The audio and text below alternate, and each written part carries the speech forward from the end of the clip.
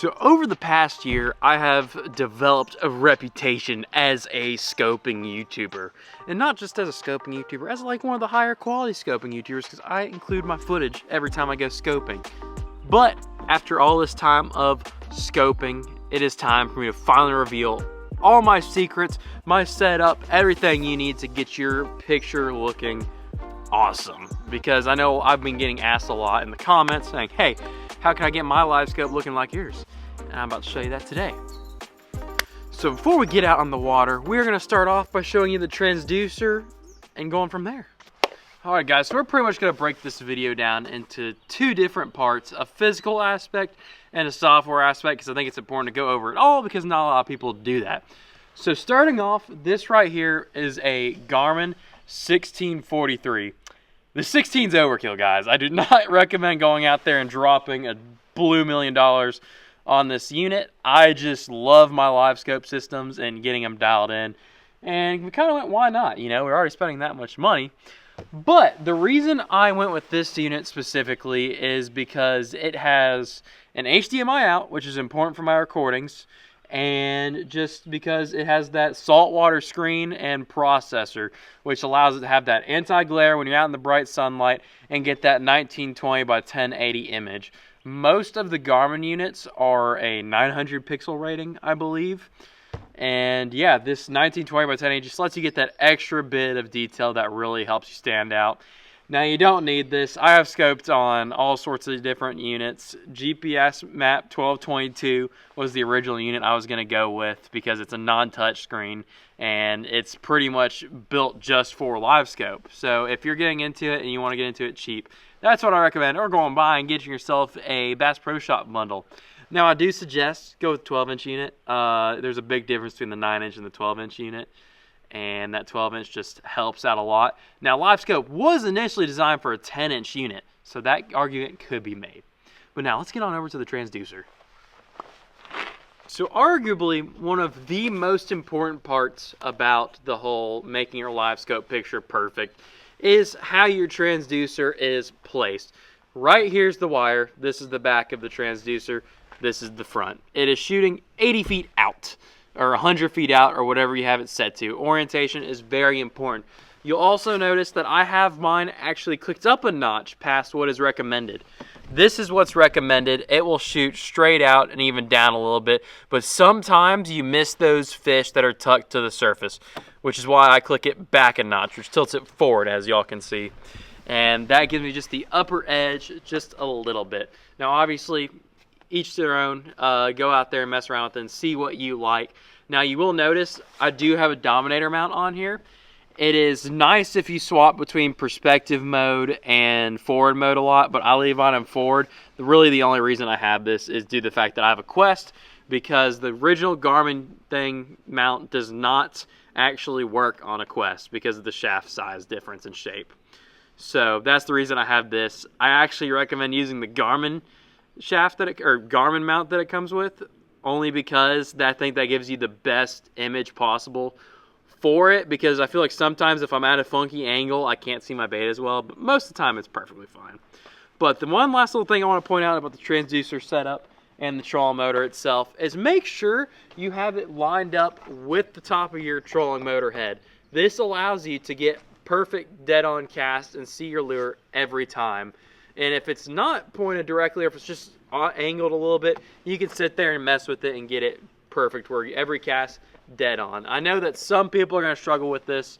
If you have a ghost trolling mode, for example, I was there. It's a pain. Sometimes the arrow is not lined up, but get it the best you can. One last thing before we head out on the water and show you the software aspect, it is very important to have clean power. I run a power harness. C-Clear power harness is a very popular brand. I do not run a C-Clear. I run a local guy. It's a custom harness. I don't even know if he does it still. But clean power is very important for your image because it gets rid of all that distortion that you might get from other electronics running power on your boat or transducers or whatever. It's just power is the most important. Now there is a debate versus 12 volt versus 16 volts because they make these 14.4 volt lithium batteries now that you can put in your rod compartment and hook directly to the black box. I am not doing that. I run it straight off my cranking battery. I have 125 amp hour cranking, and it runs at about 13.2 volts, I think, and I get a perfectly good image that way. So let's go jump on the water and show y'all some settings.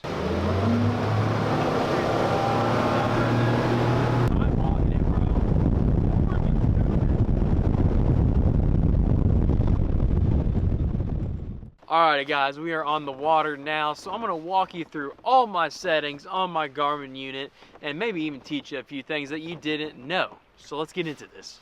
Okay, so here we are with the recorder. I'm going to go ahead and just reset this bad boy so I can walk you through all the settings that I would do if I was setting up a new unit or if I was in your case. So right off the bat, you can kind of see all settings are on auto. You don't want anything ever to really be on auto with this Livescope unit. That's kind of the beauty of it, where you can get really dialed into your taste. So right off the bat, out range, I usually leave that at 100. I only bring it down to 80 to 90 if I'm fishing shallower water. The reason for that is because you want to kind of scale it up and down. So if you're fishing 20 foot and less, scale it back to 80. If you're fishing 55 to 60 plus, leave it at 100. And even go farther than that, depending on the clarity of your water, if you're fishing these deep, clear lakes like Dale Hollow. Downrange is a tricky sucker sometimes. On Tennessee river fisheries, I leave my downrange on 30 to 35 because I want to be able to see those fish that are tucked to the bottom. If I'm not on a river fishery or a lowland reservoir fishery and I'm on a highland reservoir fishery, I usually keep it on 55 to 70 just because throughout the different times of the year, those fish are anywhere from 5 feet to 60 feet. And so with me keeping that range deeper on highland reservoirs without being able to see the bottom, that's what I like to do. Because there's going to be some areas, like in the lake we're currently at today, it's like 200 feet deep. You don't need the downrange to be 200 feet deep. 70 maximum, maybe a little bit deeper than that in various circumstances, but it's really hard to catch fish that deep. So moving on from the downrange, we're going to start off with the gain here. So I go ahead and take mine off auto, and I'll adjust it anywhere between 68 and 70. It just play around with it to your best of your eyes and whatnot. But that's right here is what the initial screen looks like for me. So let's get into the deep, sneakier settings. So click options here, and we're going to go into sonar setup and appearance. Color scheme to me is a very personal preference. I enjoy moss for a lot of these deeper lakes. I'll do amber when it's shallower water, but moss for me is the go-to. I can see the most detail. Rusted steel is another popular one, and there's even a blue one which turns it to this kind of downscan type feel, and a lot of people like that, especially when fish are in bait, because it allows them to see the density of the bait. I don't care, I just leave it on moss and go from there. But we look at color gain. Now this is where things start getting a little different. It's on default right now. I like to crank this guy up to 90, and as you can see, we're starting to see a little bit of interference start popping up, which is not a bad thing. This is just allowing us to see the most detail as possible. So I'll leave mine about 90 to 95, depending on the clarity of the water, pollen density, and whatnot. So we'll hit back there. Color limit, I usually leave this on default. Sometimes I'll pump this up to just 5 to 10% and leave it. You just play around with it and see what you like. But as far as appearance, that's it. Choose your color scheme. Color gain, leave it on 95. Color limit 10. Let's go back here. Now we go into layout. Inside of layout, this is where you can turn off your grid overlay, which I usually keep off. Scroll history I keep off. On-screen controls, leave on. And that's pretty much simple. Now, noise reject. I leave that on low to off. The reason being, I want to see as much detail as possible. I don't care about the interference. But right now I'm going to leave these all on low because there's actually a bit of pollen going on. And depending in some of these pockets I might end up in, and it might be really thick, and that's why I'm kicking on medium. But for the most part, I want to be able to see my lure at all times, so I leave it on low. And TVG, I actually just leave that on off. But because I like being able to see when the lure gets close to the boat, because sometimes those fish will follow it all the way to the boat. Now, when we go into overlay data, this is kind of preference. I actually turn off my depth due to the fact that I have a unit right down below that I can see the depth. And don't fall, Alex, cameraman Alex. Almost threw him off the boat. But I turn off depth because with Livescope, you can see straight down, guys. You can see 25, boom, there you go. User preference. So I turn depth off. I like seeing water temp. I like seeing voltage, because if you're running lead acid batteries, you'll see your voltage start dropping before it runs out, and that's how you know you're about to be in trouble. So we're gonna go back here. Installation. Okay, I'm gonna redo that section. Oh.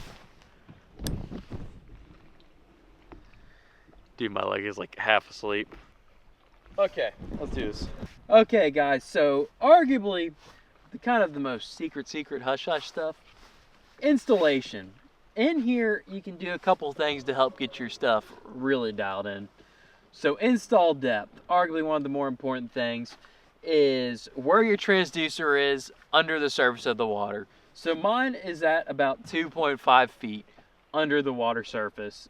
And you can measure that with the tape measure, do whatever you do, guesstimate. But what you'll start seeing is when you cast your lure out, if you can't see your splash, your install depth's not deep enough. If your splash is now in the middle of your screen, you set your install depth way too deep. Play around with it until you get that splash where you can see it at the top of your screen and you're golden. Now, stabilization. I leave mine on auto stabilize.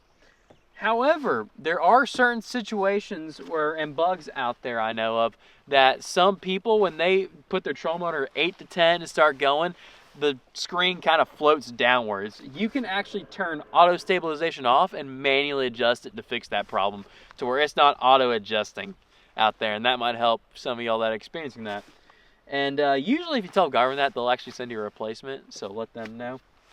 But another thing you do is calibrate compass. I'm not too worried about that. I don't need to do that. If your stuff ever starts going squirrely, calibrate the compass. That's the first troubleshooting step. Now, orientation, auto. This is where you go in and switch forward, perspective down, which I was going to do at the initial start of the video, but it fixed itself.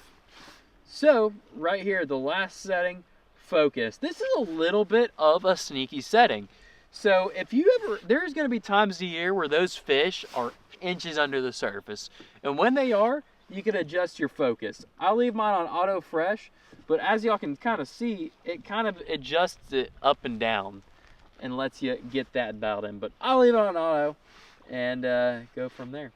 But yeah, that is all the settings that you need to know. That's all my settings. But if you want to see me put these settings to use, check out some of my other videos like the ones that are going to pop up here and have a little clip from them. Until next time, subscribe. And let me know down below if you have any questions. I think he has it. Yes. No way. No. Hold on to him. Come on, buddy. Oh, he's going airborne. He knows. He knows. No!